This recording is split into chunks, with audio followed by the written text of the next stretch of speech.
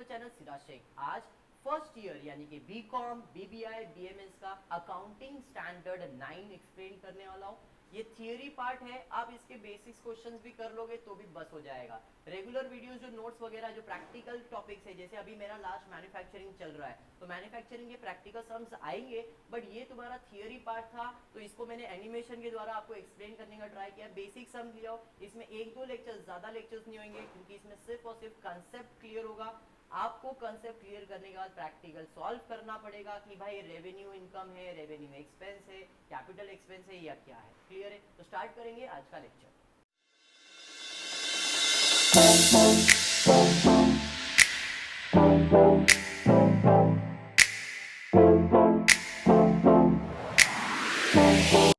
Accounting standard 9, इसका मतलब है रेवेन्यू रिकग्निशन। अकाउंटिंग स्टैंडर्ड 9 जो मैंने अब 11 के अंदर आपको अकाउंटिंग स्टैंडर्ड जब एक्सप्लेन किया था, मैंने ऑलरेडी 11 की वीडियोस पोस्ट किए, उसके अंदर मैंने अकाउंटिंग स्टैंडर्ड एक्सप्लेन किया। तो उसके अंदर जो अकाउंटिंग स्टैंडर्ड 9 है वो रेवेन्यू रिकग्निशन के ऊपर है। रिकग्निशन मतलब पहचान, रेवेन्यू का पहचान कैसे करेंगे। अब रेवेन्यू क्या है? वो सारी चीज जो रेगुलरली आती रहती है बिजनेस के अंदर, जो चीज रिकरिंग इन नेचर होगा उसे आप रेवेन्यू वर्ड यूज करते हो। रेवेन्यू, यहाँ पे रेवेन्यू मींस इनकम नहीं है, यहाँ पे रेवेन्यू मतलब जो चीज रेगुलरली रिपीट होने वाला है। क्लियर है? तो रेवेन्यू रिकग्निशन जिसके अंदर आपको दिख रहा है एक्सपेंडिचर, पहला एक्सप्लेन करता हूँ फिर रिसीप्ट पे। एक्सपेंडिचर का मतलब क्या है? खर्चा है।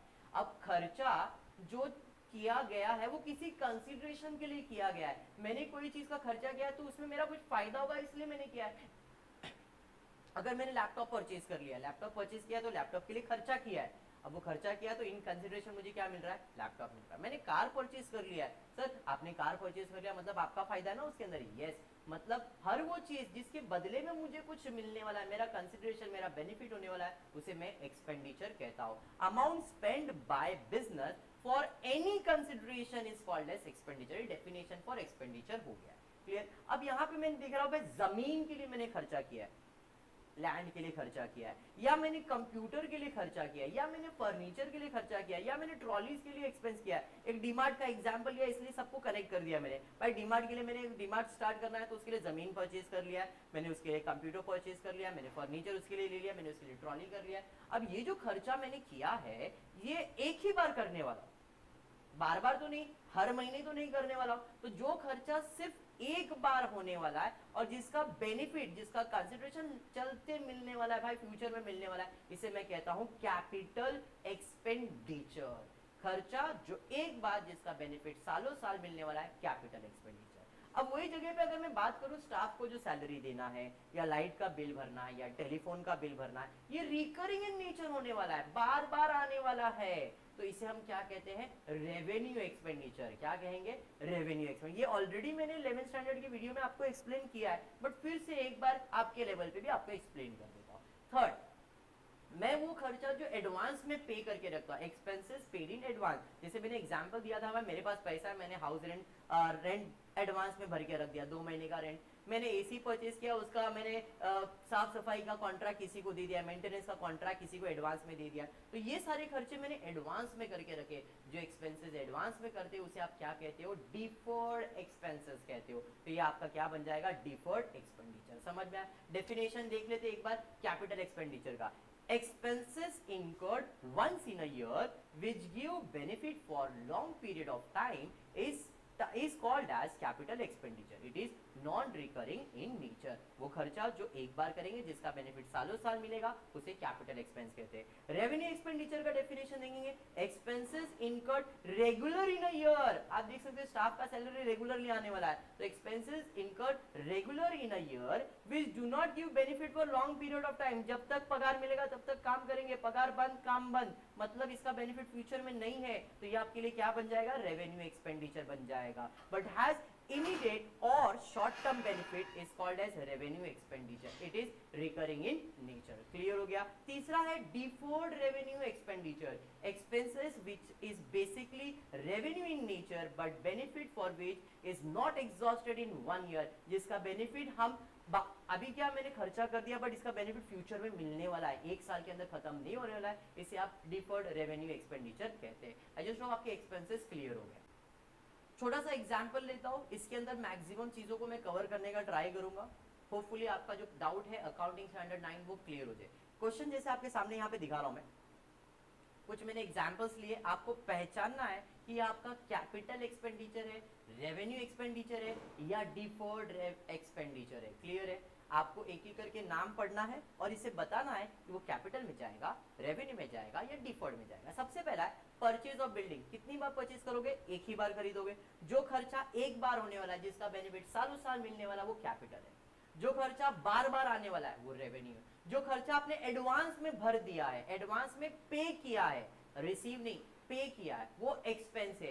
रिसीव करोगे तो इनकम होता है, पे करोगे तो एक्सपेंस होता है। अभी मैं एक्सपेंडिचर की बात कर रहा हूँ, तो जो खर्चा आप एडवांस में भरते हो वो डिफर्ड में चले जाएगा। तो यहाँ पे परचेज ऑफ बिल्डिंग किधर जाएगा?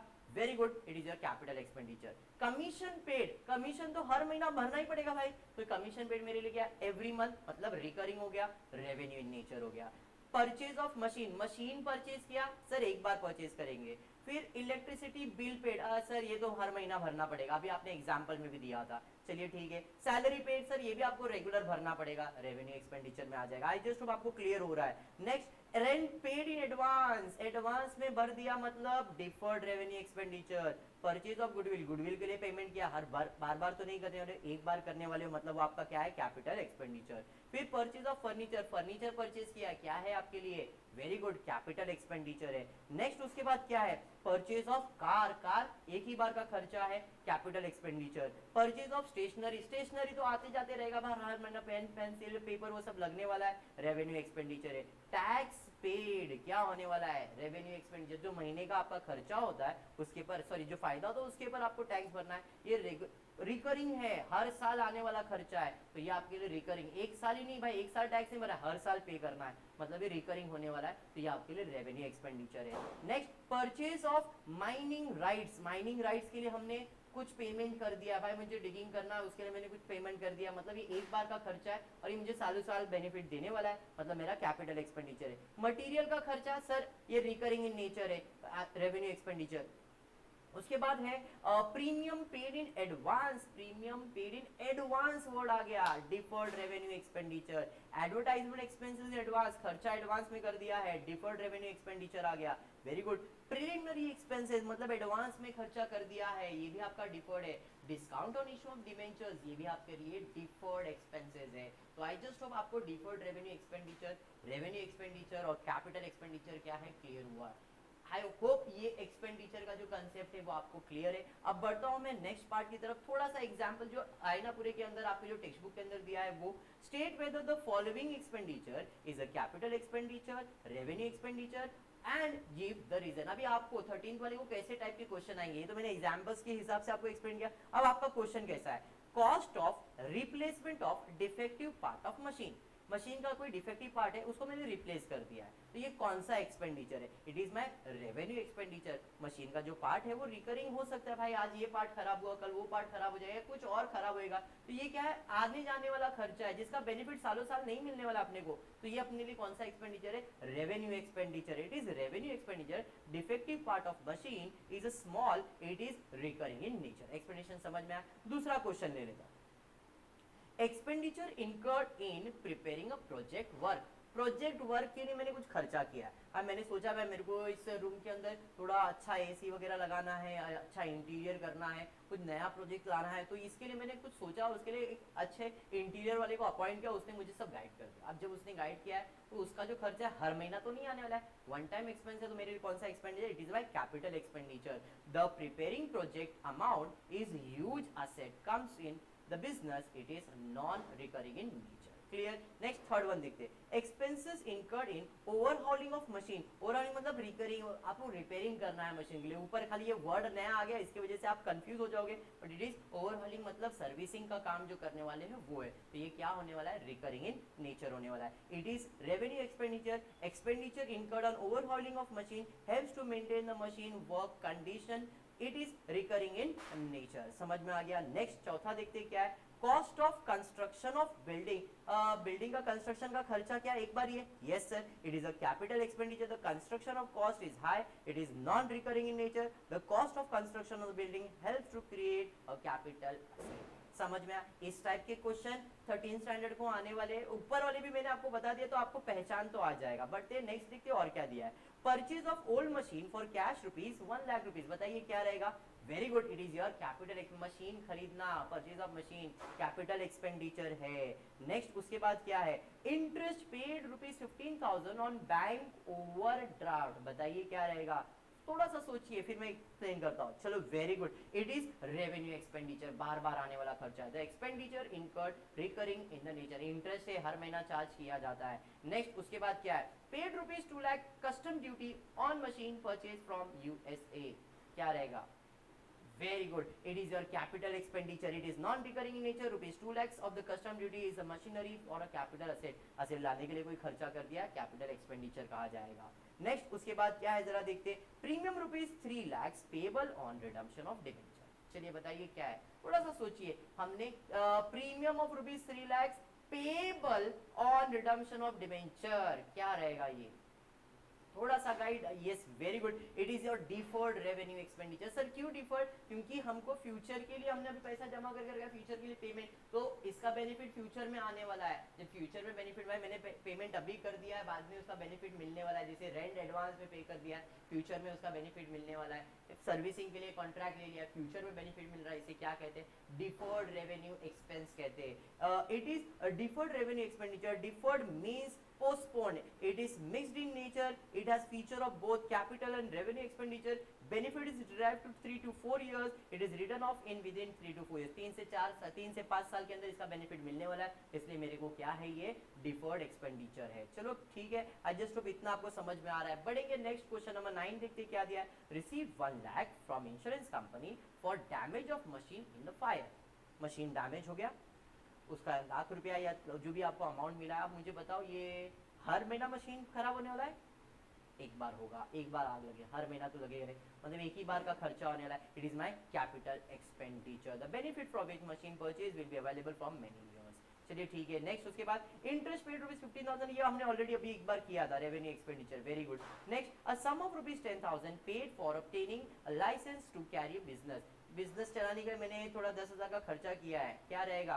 Capital expenditure. वेरी गुड, क्योंकि वो खर्चा एक ही बार होने वाला है। नेक्स्ट उसके बाद क्या है, प्रीमियम रुपीज 3 लाख पेबल अभी रिडम्पशन ऑन डिबेंचर्स किया, डिफर्ड रेवेन्यू एक्सपेंडिचर है। क्लियर है? आई जस्ट होप आपको इतना क्लियर हो गया। तो ये पार्ट हो गया एक्सपेंडिचर का। अब बढ़ेंगे नेक्स्ट पार्ट, वो है रिसिप्ट। खर्चा किया, 3 टाइप के खर्चे आएंगे, कैपिटल एक्सपेंस, रेवेन्यू एक्सपेंस और डिफर्ड एक्सपेंस। अब रिसिप्ट करेंगे तो 3 टाइप के रिसिप्ट होंगे। जो पैसा मिल रहा है ये कैपिटल रिसिप्ट की वजह से मिल रहा है, रेवेन्यू रिसिप्ट की वजह से मिल रहा है, या डिफर्ड रेवेन्यू की वजह से मिल रहा है। समझ में आ रहा है? कैपिटल मतलब वो पैसा एक ही बार आने वाला, बार बार नहीं आने वाला है।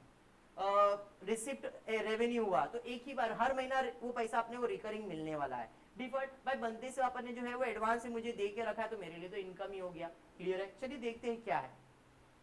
Receipt means any amount received by a concern either during its business activity or during the financial activity। मतलब हर वो पैसा जो अपने को बिजनेस के दौरान या बिजनेस के अकाउंटिंग ईयर में मिलने वाला है, उसे हम क्या कहते हैं? रिसिप्ट कहते हैं। Receipt means an amount received by concern either during the business activity और ड्यूरिंग द फाइनेंशियल एक्टिविटी। तो जो पैसा आपको मिला है वो आपके लिए रिसिप्ट होगा। अब मैं बोलता हूँ मैंने मेरा बिजनेस बेच दिया, लैंड बिल्डिंग बेच दिया, या मैंने मशीनरी को बेच दिया, या मैंने मेरे कार को बेच दिया। अब ये जो बेचा मैंने, तो इससे जो पैसा मिला तो मुझे एक ही बार मिलने वाला, बार बार तो नहीं मिलने वाला, तो इसे मैं क्या कहूंगा? कैपिटल रिसिप्ट कहूंगा। एक ही बार मिलने वाला है, कैपिटल रिसिप्ट। क्लियर हो गया?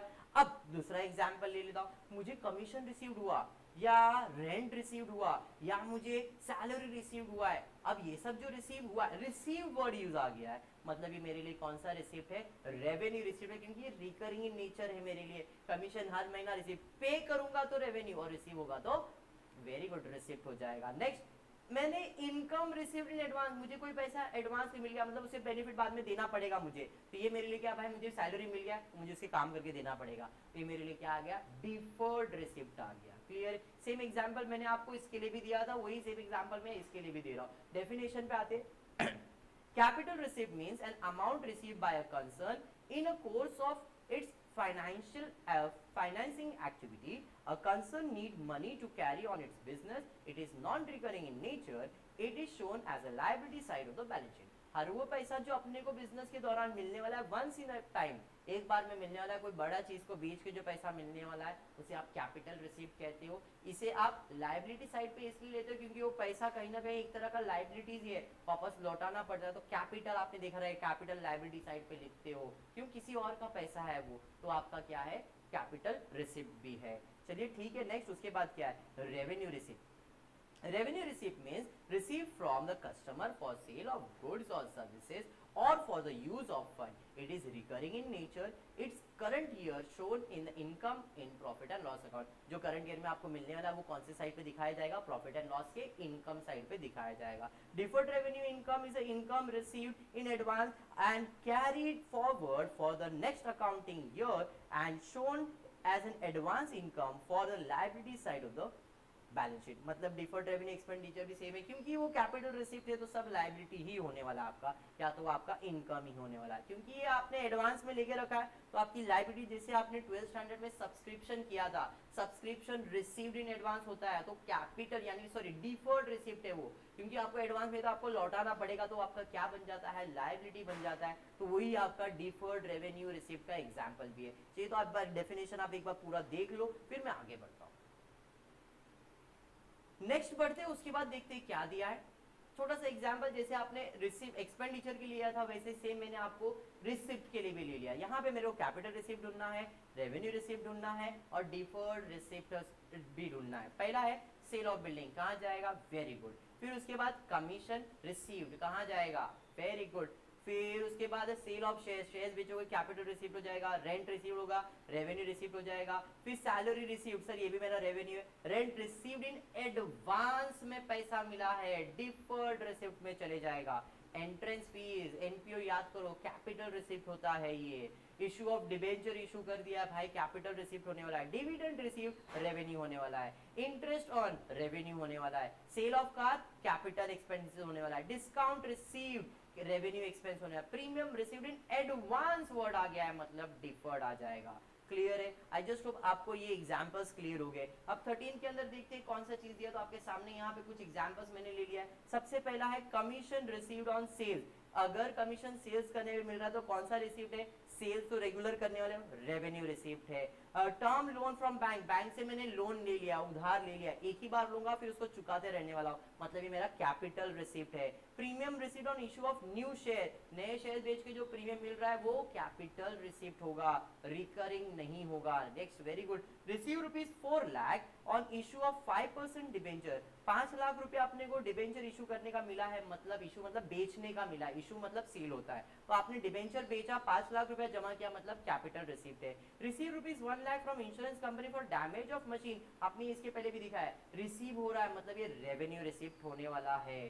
ठीक है, sorry, it is your capital received, एक ही बार मिलने वाला है। नेक्स्ट, उसके बाद क्या है, आई होप आपको इतना ही समझ में आया, मेरे हिसाब से इतना ही आज के लिए। नेक्स्ट लेक्चर के अंदर हुआ तो और थोड़ा एक्सप्लेनेशन दूंगा, बट मेरे हिसाब से इसको इतना ही एलॉबरेट करने की जरूरत है, ज्यादा करना नहीं है। उसके अलावा अगर आपको लगता है कोई कैपिटल रिसीव्ड या कोई कैपिटल एक्सपेंस या revenue received, revenue expense, deferred revenue expense, deferred received, कोई आपको अगर नहीं समझ में आया तो प्लीज आप कमेंट करके मुझे उसका व्हाट्सएप कर दीजिए या इंस्टा पे भेजिए, तो मैं ट्राई करूंगा उसको भी रिप्लाई करने के लिए। आई जस्ट होप आपको वीडियो पसंद आया तो प्लीज वीडियो को लाइक कर देना, फ्रेंड्स ग्रुप में शेयर करना और चैनल को सब्सक्राइब करना। Thank you for watching the video.